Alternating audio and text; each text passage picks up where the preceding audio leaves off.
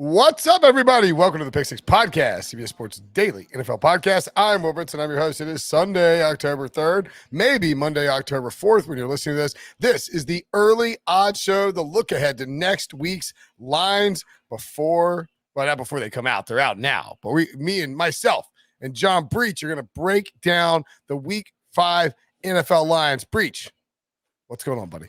Not too much, Brinson. It's just a fantastic Sunday. I ate my Chick-fil-A, so I'm in a good mood. I think I'm going to get all these right. I hope you do. I need to get some right because I didn't get much right on week 4. May turn out to be an expensive week. Or just not Ryan Wilson. Ryan Wilson on fire, like 11-3 against the spread. This is wild. It's like almost like he doesn't know it. Maybe we should have him on the show to tell us what to start picking. I don't think Wilson knows what the spread is. He just puts his picks in, and he's like, wait, what? I got some right? Yeah, he's like, oh, that's cool. Look at that. I got a bunch of stuff right. All right, we'll start with Thursday Night Football. Oh, look at that. You can tell that Thursday Night Football is moving to Amazon and Fox, and it's no longer on just NFL Network. How can you tell that? Because they get Rams at Seahawks and not Jaguars at Bengals. This game is a pick-em, even though the Seahawks dominated on Sunday and the Rams got kind of trashed by the Arizona Cardinals. The Seahawks, I don't know if the Seahawks dominated. The Seahawks took care of business against the 49ers. Both won huge divisional matches. As I mentioned, it's a pick-em. Over-under is 53, John. Yeah, Brinson, I'm glad you corrected yourself there because the Seahawks did dominate on the scoreboard, but that is literally the only place they dominated because they got outgained by my number 223 yards and still somehow won the game. Now, you can do that against the 49ers when Jimmy Garoppolo gets injured and Trey Lance is running around making, getting his first extensive playing time. If they get outgained by 223 yards against the Rams, they're going to lose by 50 points. So, and I think this 49ers game and kind of the Seahawks all season, their biggest problem has been their defense. They've had trouble stopping the other team. And if you put a good offense out there, they're going to put up 30 points. We saw the Titans put up more than 30 points on the Seahawks. We saw the Vikings hit the 30-point mark against the Seahawks. And I think the Rams have a good enough offense to hit the 30-point mark against the Seahawks. So the question is, can Russell Wilson and his offense, can they keep up and make this a shootout? I don't think they can. I think that I'm feeling the Rams here, even though Russell Wilson is 19-3 at home in primetime games in his career. And I hate picking against him in primetime, but that's what I'm feeling right now. I'm a little surprised at the spread, and I wonder if this might drift towards the Seahawks or if the Seahawks will just be a popular public pick because, usually if you have a divisional matchup like this, right, and one team wins, the other team loses the week before coming in on a short week, and, you would think the Seahawks would be -3 for the home field advantage, but they're not. I tend to lean towards the Rams as well, but I am a little concerned with they just looked off in the game against the Arizona Cardinals. Very disappointing performance by my boy Matthew Stafford. Los Angeles still 3-1, Seahawks 2-2, and as you mentioned, could very easily be 1-3 if they hadn't got a bunch of breaks against the 49ers. So I lean towards the Rams here. 53, 53.5. That is a big over-under for a Thursday night game, but I would not want to take the under in this particular matchup either. Packers -3.5. Is this line right? The Packers are only -3.5 at the Bengals over under 49. I mean, I guess that implies that the Packers would be -9.5 at home against the Bengals. Look, Cincinnati's on a long 10-day rest. They get the mini bye. The Packers are just coming off a blowout win, I think. It was close enough to blow out. Maybe the Steelers tried to backdoor cover it, but it was pretty dominant effort by Green Bay against Pittsburgh. Who do you like when Aaron Rodgers comes to town, Breech? Yeah, you know what? Aaron Rodgers has actually struggled against the Bengals. He's 1-2 in his career against them. All 3 games have been a one-score game, interestingly enough. We saw the Bengals play a close game against Jacksonville on Thursday, and part of that was that the Bengals were missing 2 of the best players in their secondary, Jesse Bates, their safety, and then Awuzie, their cornerback. And so if both those guys are out again, Aaron Rodgers is going to pick them apart, and the Packers are going to win this easy. So you definitely need to watch the injury report here, see if those guys are playing. But if they're on the field, I actually think this is going to be a pretty close game. And that's because every Bengals game is close. This team is kind of built so they can't get blown out. Their defense is good enough to kind of slow down the other team. And, we saw what Joe Burrow, Jamar Chase, and that offense can do. They're explosive. They can score points from anywhere on the field. The Bengals have played 4 games this season. 3 of them have been decided by exactly 3 points. And the only one that wasn't was a 24-10 win over the Steelers. So I like the Bengals to keep it close here. I think they're going to cover the 3.5. This number's so stinky. I want to take the Bengals, honestly. And I like it. I mean, it's a road game for an NFL team, and you can't make the Packers like 9-point favorites on the road in Cincinnati. Like, that just doesn't work like that. I would guess that this number drifts a little bit towards Green Bay, though. And so, if you like the Packers, you probably want to get it now. I don't know if it closes at 5 or anything like that, but I bet it closes in the 4s, because I think Green Bay should probably be a 10-point favorite over the Packers. Over the Bengals, at home. So, man, I don't really want to get in front of that one. I do find the under in that game intriguing, just because if you look at Green Bay, they're more than happy to run it. I think you can run fairly well on Cincinnati. Have to see, is Larry Ogunjobi, is he going to be? I would assume he's not playing this coming week, but we'll have to wait and see. And so I think that you can run on Cincinnati. I think the Packers will try to run, will probably run effectively. And the Bengals are perfectly fine running the ball as well and trying to do that against Green Bay, not going up tempo.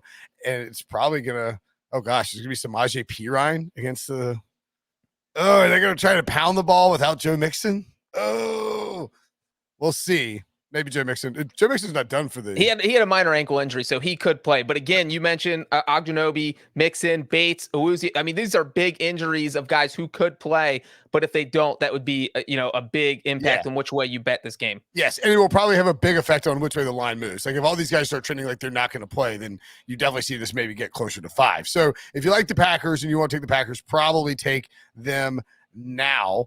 The Giants at the Cowboys. This is probably the number 1 survivor pick, I would think, or at least one of the top ones. The Cowboys coming off an impressive win against Carolina. Sam Darnold played pretty well, but the Cowboys offense started getting really going, and the defense put a ton of pressure on Sam. Panthers don't have a very good offensive line. You know who else doesn't have a good offensive line? The Giants. Cowboys are -7.5 at home. This division matchup over under 49.5 reach.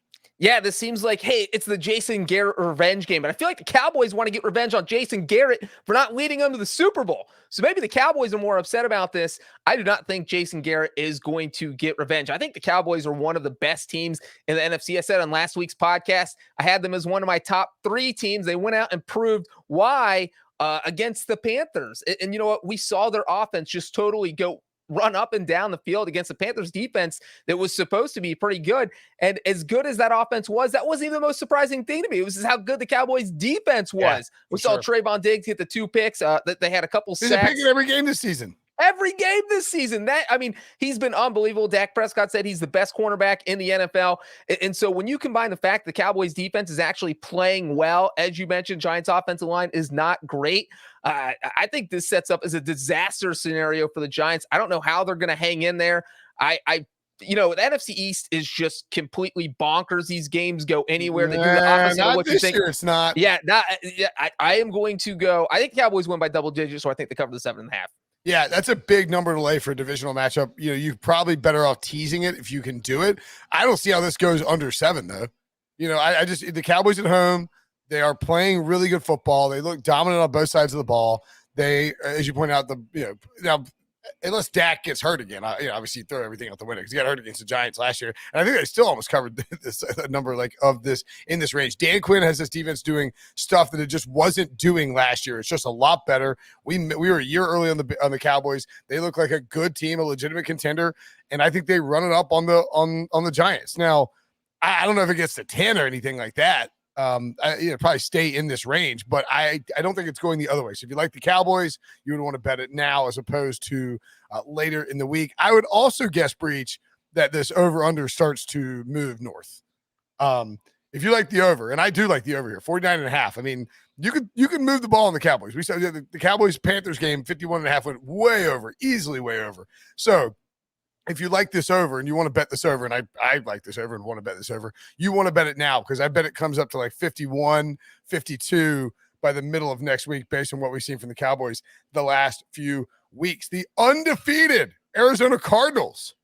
Oh, goodness gracious. Are they the only undefeated team left? No, the Raiders. We wait Raiders. till Monday night. They might be, though. They might be. That's right. Raiders play Monday night. The only 4-0 team in the NFL. How about that? They are going up against another divisional opponent, the San Francisco 49ers. Arizona minus 4.5 over under 53.5. Jimmy Garoppolo said that his calf injury, which kept him out for the entire second half of the game, is hopefully not that serious, and was getting emotional talking about it. So I think he's a little worried it could be an Achilles situation, but he said he's definitely going to miss at least a few weeks. So the Cardinals will be able to prepare their defense for rookie Trey Lance, and there will be no shenanigans from Kyle Shanahan about who starts. It's just going to be Trey Lance. He's going to start, and the 49ers will prepare their playbook for him, and the Cardinals will prepare their defense for him. Cardinals minus 4.5 over under 53.5 Breech. Yeah, Trey Lance playing this game's interesting. He's been playing in individual plays here and there through the first few weeks of the season. We got a taste of him getting a lot of action against the Seahawks. And, he made a few flashy plays, had a 76-yard touchdown pass, but that was a broken coverage by Seattle. Yeah, correct. But other than that, his accuracy wasn't great. I think he only completed 50% of his passes. And you know what? His biggest strength, at least on Sunday, was obviously his mobility. But guess what? You know who's not going to care about that? The Cardinals, because they're going to be good at stopping that. Because you know who the Cardinals practice against every day? Kyler Murray. So they're not going to be fooled by anything Trey Lance does. They're going to be used to this. And Kyle Shanahan has been hesitant to start Trey Lance because it feels like he's not comfortable with him for whatever reason, whether it's because he doesn't know the whole playbook yet, or he doesn't know all his reads yet, or whatever reason it is. It feels like Shanahan has been trying to push off playing Lance for as long as possible. So it almost feels like he's a little uncomfortable. And because of that, I'm kind of leading Cardinals here. And also, let's not forget, rookie quarterbacks are 3-14 this year. Could go to 4-14 if Mac Jones, because we're recording this Sunday night. If the Patriots win, 4-14. Anyway, they're bad this year. Rookie quarterback's been a disaster. I like the Cardinals to cover 4.5. I will take I think the 49ers is the bet here. And I think you'll see a lot of people taking the 49ers because people like Trey Lance and think he's a really good young player. And he is. And I don't disagree with anything you said about his performance. I mean, clearly he's not fully formed, right? Like he hasn't met, he hasn't developed into the quarterback that he needs to be completely yet, 4 weeks into his career or whatever. No kidding. Right. But I looking back at this last week, something that sort of emerges a theme is just something that should be thought about anyway. If you got a divisional game between two teams that are fairly even, and I think the Cardinals and 49ers are fairly even. If you have a divisional game between two teams like that, but you don't think the Cardinals just aren't that much better than the 49ers. I mean, I don't think they're that much better, but I don't think they're even.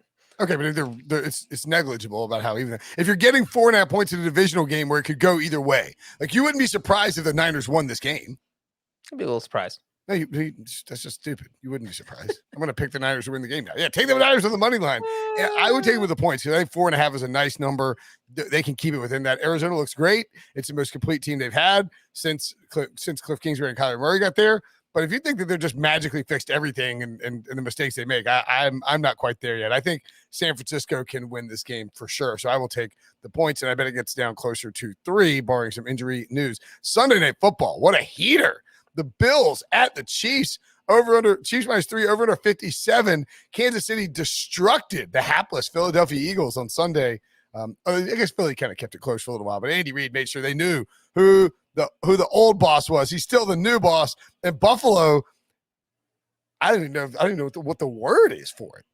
Like humiliated, eviscerated, obliterated. The Houston Texans, it was like 40-0. I stopped looking after a while. Do you like the Chiefs here or the Bills, Breech? Yeah, the Bills embarrassed the Texans. I think that was the second biggest win in franchise history. You know what, Brinson? This might sound crazy. Actually, the Bills are the best team in the AFC right now. We obviously saw them lose the Steelers in week 1, but I feel like that kind of jolted them. I feel like they were shocked that they lost that game. And since then, they have steamrolled everyone. They won a game 35-0. They won a game 40-0. They won another game to blow out. They've outscored their last 3 opponents 118-21. That is an average margin of victory of 32.3 points. That is an insane number in the NFL. I feel like they can win a shootout with the Chiefs. My biggest concern is that Patrick Mahomes has never lost to this Josh Allen Bills, and he always seems to play a good game. But I feel like the Chiefs defense is the weak link here. Every time the Bills have faced them so far, the Chiefs defense has been good. This year, they are not so good. I think Buffalo will be able to move the ball up and down the field. And I think I probably take the Bills on the money line here, but definitely to cover. How do we not take the over here? Oh, definitely the over. I was 57. That's a huge number. I get it. You don't want to get in the way of it. I mean, like you know, it's a ton of points. But I mean, the over should absolutely hit when you look at what these two teams do and how quick they can score and how explosive they are. The Bills' defense is much better this year. I will probably take the points as well. I think there's also probably a good live betting opportunity on this, where if you wanted to take the Bills before the game, and then Buffalo gets a lead, so you got Buffalo +3. And I think Buffalo could come out and get a lead. That wouldn't be surprising at all, right? I mean, they can score early. They can score often. Let's say Buffalo gets up, 7-0 or 10-0, and all of a sudden you can come back and take the Chiefs +3 or Chiefs +3.5, whatever it is. The goal is to try and create a situation where if either team wins by 3, you're guaranteed to profit off the game or guaranteed not to lose on the game. Just because these it's rare to see a game where the Chiefs are fairly even or considered even by the odds makers, and you can actually take advantage of that. So I kind of dig that opportunity. I will probably look towards the over. I would guess that it goes up a little bit. I don't know how high that over can go though. I mean, you just don't see you don't see books hang 50 or 60 point totals. That's just not going to happen. So I like the over, but I would probably wait on everything. And yeah, I mean, I don't think this line is going to move outrageous. So you can probably wait till Sunday evening to bet on this game. I would lean towards the Bills as well. Colts at Ravens. Ravens -7, over under 48. The Monday night football game. Baltimore took care of business in Denver. The Colts actually won their first game by slapping around the Miami Dolphins on Sunday afternoon. The Ravens look like a pretty good teaser leg here as well. Maybe you could put them together with the Cowboys. Get them down. Ravens -1, Cowboys -1.5, and you're feeling pretty good about that, Breech. Yeah, this isn't, and maybe we can re-record this on Friday in 5 days and pick this game, because both of these teams are two of the most banged up teams in the NFL. The Colts were down 5 starters against the Dolphins on Sunday and still steamrolled Miami.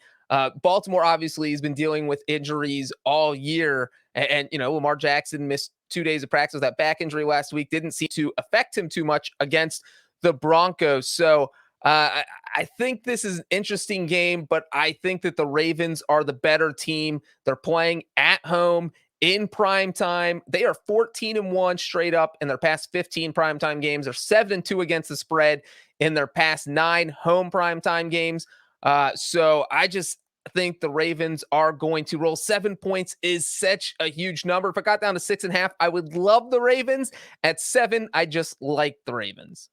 Yeah. I think the Colts had a nice outing and they played pretty well against Miami. Just looked lethargic and looked like they had no interest in being out there and just terrible on offense. I would probably take the Ravens in this spot too. It's a lot of points. You hate to lay that kind of number. Again, you'd rather tease it or money line parlay it or something like that. But if I had to pick right now, I'm taking the Ravens. And again, as Breech points out, depending on injuries, that's how you could see the slide across the key number. But when the sportsbook says something like this at 7, typically they're not going to move it too far off because they don't want to go 6.5. And then, then there's just too many middle opportunities if they start moving it around. So I would bet it sits there pretty steady throughout the week. And I will hold off to look at that total probably until later in the week as well. All right. That's it for the Early Odds Podcast. Short, sweet, banging them out. All you missed was a Buccaneers punt, Breech. Thanks for listening. Thanks for watching. See you guys later.